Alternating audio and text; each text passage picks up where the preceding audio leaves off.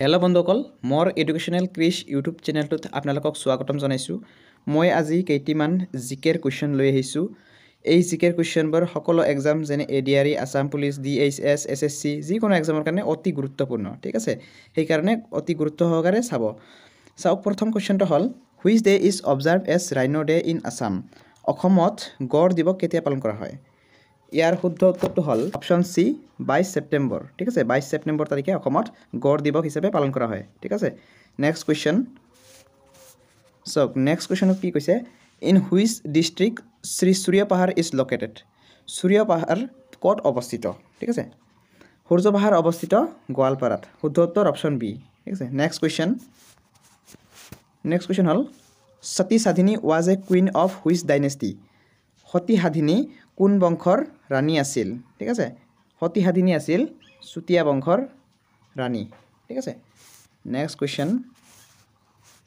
কুৱেশ্যনটো হ'ল who is the first Assamese to climb mountain Everest. অসমৰ প্ৰথম মাউণ্ট এভাৰেষ্টত বগোৱা প্ৰথম ব্যক্তিগৰাকীৰ নাম কি?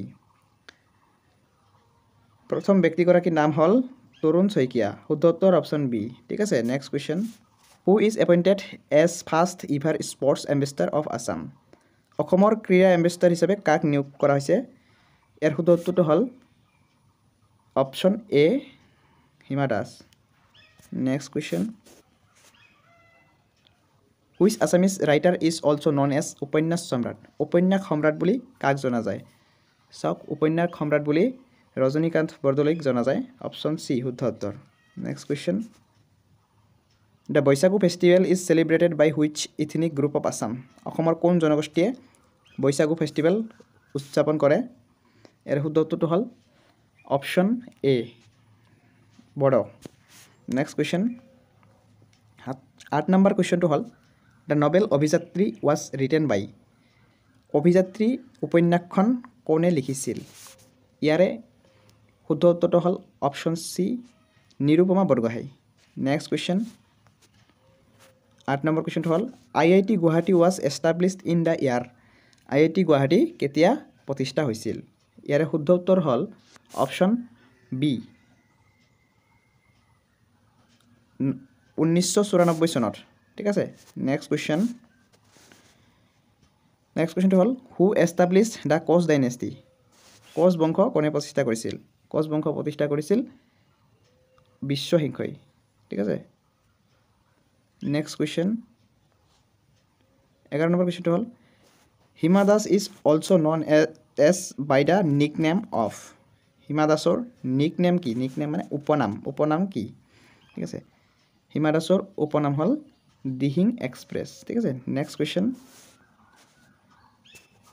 The ancient Mahabhairav temple is located which city. Mahabhairav মন্দিৰ ক'ত অৱস্থিত? ঠিক আছে। ইয়াৰ শুদ্ধ উত্তৰ হ'ল option B Tezpur. Next question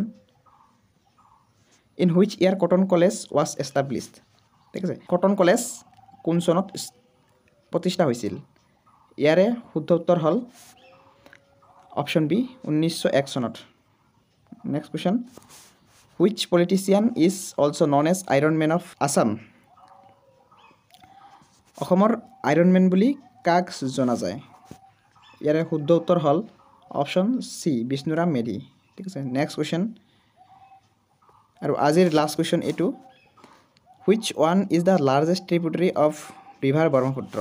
তাৰমানে হ'ল আটাইতকৈ দীঘল উপনদী বা সহযোগী নদী কোনটো? ঠিক আছে। ইয়াৰ শুদ্ধ উত্তৰ হ'ল সোৱণশিৰি, অপশ্যন এ। চাওক, আপোনালোকৰ যদি ভিডিঅ'টো চাই ভাল লাগে তেনেহ'লে ভিডিঅ'টোক লাইক কৰি চেনেলটোক ছাবস্ক্ৰাইব কৰি দিব। মই আগন্তুক এনেকুৱা ভিডিঅ' লৈ আহিম আপোনালোকে সম্পূৰ্ণ ভিডিঅ'টো চোৱাৰ বাবে আপোনালোকক থেংক ইউ, ঠিক আছে। Thank U.